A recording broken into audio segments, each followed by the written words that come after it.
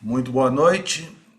Este aqui é o Gabinete Liberal, o seu programa que discute o liberalismo constitucional e usa do liberalismo constitucional para explicar o mundo à sua volta. O meu nome é Norton Dornelles. O Gabinete Liberal agora está sendo transmitido de maneira independente. Então, se você gostar, por favor, reparta com seus amigos, compartilhe e ajude a gente a divulgar, porque nós estamos independente de qualquer outro canal. Hoje nós vamos falar sobre um tema bastante árduo. Eu sei que vai ter muito dislike no programa, mas nós temos que falar isso. Nós vamos falar se o integrismo é conservador. Mas vocês vão estar achando que eu vou estar falando de integrismo aqui para falar mal de ordem castelhana, que eu costumo falar mal aqui no programa. Mas não precisa se falar de integrismo para falar mal da Opus Dei ou falar mal do Papa via jesuítas. Não é esse o objetivo do programa. Quando nós iniciamos o Gabinete Liberal, o objetivo principal do Gabinete Liberal é reforma das instituições brasileiras. As instituições brasileiras são muito ruins. Nós temos um péssimo sistema partidário, nós temos um péssimo regime de governo, nós temos tudo de ruim. Tu pode dizer que no Brasil se cria a placenta e se joga fora o filho, se joga fora a criança. Porque nós costumamos preservar o que temos de ruim na política e mantermos o que temos de bom. O regime de governo brasileiro tem que ser reformado para o parlamentarista. Mas para fazer isso, nós temos que limpar a Câmara e o Senado. Eu vivo dizendo aqui e vou repetir: o parlamento é o poder superior de todo o Estado, de qualquer Estado.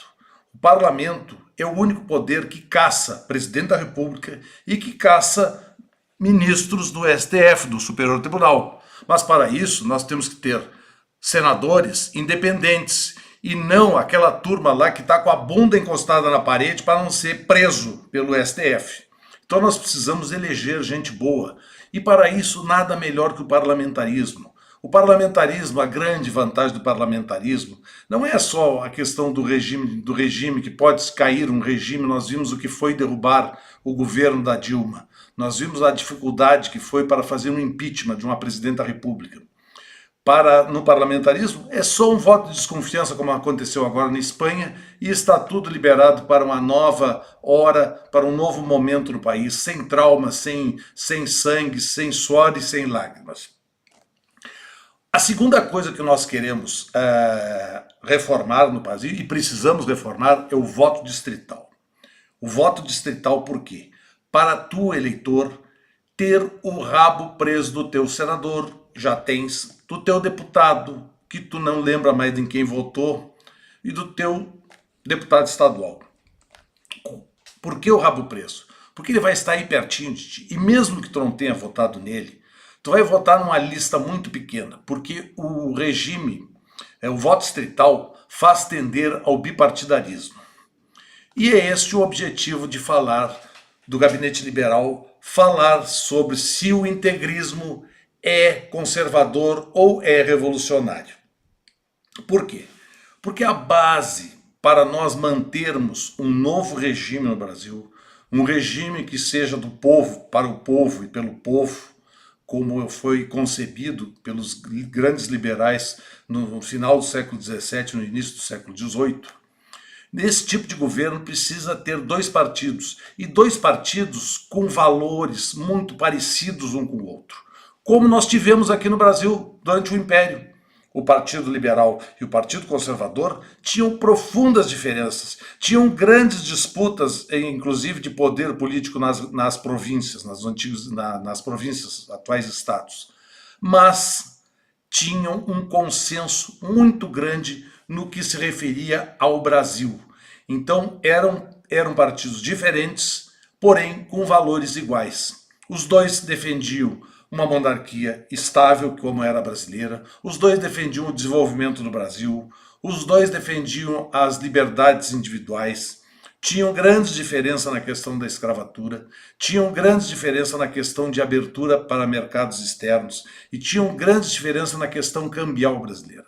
E essas diferenças vão continuar existindo. Mas para nós termos um partido conservador, que seja digno do nome conservador, nós temos que ter um partido com boa índole. E o partido de boa índole não pode ser um partido de viés totalitário. Agora nós estamos vendo a onda azul, aliás, como nós previmos aqui no Gabinete Liberal, que a onda que começou no Brasil, que já tinha vindo da Polônia, está se espalhando pela Europa e está derrubando um governo em cima do outro. Não é só o Brexit. Nós já tivemos na Itália uma verdadeira revolução. Felizmente, uma revolução virtuosa. Porque Matteo Salvini, da Liga do Norte, reformulou completamente o seu partido, que era de índole extremamente fascista. E quando eu estou falando aqui em fascismo, olha aqui, ó, tempo. Quando eu falo em fascismo aqui no Gabinete Liberal, eu não sou aquela Márcia Tamburim lá que escreveu um livro Como Discutir com Fascismo. Não, não é nada daquilo. Fascismo é uma doutrina política. É uma doutrina política definida, com pensadores, com intelectuais, com uma base doutrinária muito bem montada. O que é o fascismo? O fascismo é um regime onde existe um monopólio da representação, onde existe um único partido de massas, onde existe uma exaltação do nacionalismo coletivista nacional, um grande desprezo ao indivíduo e ao liberalismo. Parece que eu estou falando de Cuba, né? Não estou. Esta é a base do fascismo que existiu na primeira metade do século XX, na França, na Itália, na Espanha e em Portugal. Em Portugal, nós tivemos uma grande agravante disso aí. Em Portugal e Espanha, nós tivemos junto com o fascismo um catolicismo. E o que deu nisso? Deu o que eu chamo de... Aliás, essa definição de fascismo não é do Norton, é do Bobbio, grande intelectual liberal italiano, no seu dicionário de política, na página 446. Nós vamos colocar aqui nos comentários esse livro, que vale a pena ter ele. É um livro básico para quem quer estudar ciência política. Então, o integrismo era o franquismo e era o salazarismo. Ou seja, eram todas aquelas características que nós lemos aqui do fascismo, que é muito parecido, inclusive, com os atuais regimes comunistas, tipo cubano, tipo da Coreia do Norte, e até mesmo do tipo chinês, só que junto com um catolicismo integral, ou seja, uma concepção não individualista do capitalismo. Porque o catolicismo é a base da liberdade no Ocidente. Podem não concordar com isso, mas da onde vem a questão da liberdade? Por que só, afora Israel e o Japão, só existe regimes democráticos nos países cristãos? Por quê? Porque o cristianismo foi o que primeiro, aliás, o judaísmo, e do judaísmo nós herdamos isso, a individuação do pecado. O pecado, assim como a culpa criminal, não é dividido entre outros. Ele é do indivíduo. Então, isto aí levou à individuação da pessoa. E quando Paulo disse que não existem escravos ou livres, gregos ou gentios, integrou toda a humanidade. Então, a individualidade partiu da pluralidade. Isto trouxe a democracia ao Ocidente. A democracia custou, não foi feita com Paulo? Não, mas a semente foi lançada e ela frutificou. Ela frutificou na liberdade individual, na liberdade de consciência e no tudo aquilo que existe dentro de um catolicismo de índole liberal. Isto aí não existe na Espanha. Isto aí não existia na Itália, até o Matteo Salvini modificar a Liga do Norte. Na Espanha, o Vox e os Cidadanos estão com arremedos de modernidade conservadora. Mas eu desconfio bastante daquela alma espanhola arraigada no fascismo integrista do franquismo. Na França, a situação é muito difícil também. Por quê? Porque os partidos de direita francês são extremamente autoritários. A Marine Le Pen é uma pessoa de índole fascista, ligada ao globalismo russo. Ela é discípula do Putin. É difícil a França, aliás, a França e a Rússia têm uma tradição de alianças que remonta ao século XIX. A Marine Le Pen jamais vai evoluir como evoluiu Matteo Salvini para um conservadorismo. Eu duvido disso. Então, o que nós estamos vendo agora são os Gibbon Júnior, os coletes amarelos, tentando, fora da representação parlamentar, mais ou menos como aqui no Brasil existiu a Guerra do Brasil, uma nova forma de organização da direita francesa. Espero que eles consigam. Mas aqui no Brasil, nós temos que cuidar muito. Vocês jovens conservadores, cuidado com as influências que vocês estão tendo dessas ordens castelhanas. Elas são extremamente nocivas para um conservadorismo verdadeiro, para um conservadorismo aonde a consciência individual, o livre-arbítrio que Deus nos deu, seja a base para solidificar um partido efetivamente democrático e que possa fazer as transformações que nós temos que fazer nesse país. Estas transformações, com o Partido Liberal e com o Partido Conservador, ambos democráticos, não aqueles liberais babacas que ficam aí cheirando banqueiro e dando beijinho em banqueiro, isso não é liberalismo.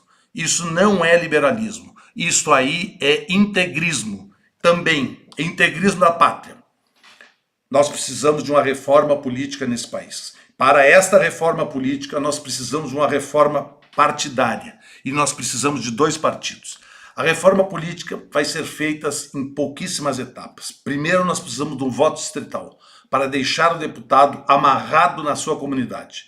Junto com isso, parlamentarismo, que a eleição pode ser semana que vem. Eu duvido que nós tivéssemos parlamentarismo, esses senadores covardes, invertebrados e vendidos estariam votando contra a lava-toga. Não estariam, porque na semana que vem se convocaria eleições e eles seriam arrasados nas urnas. Por isso nós precisamos do parlamentarismo.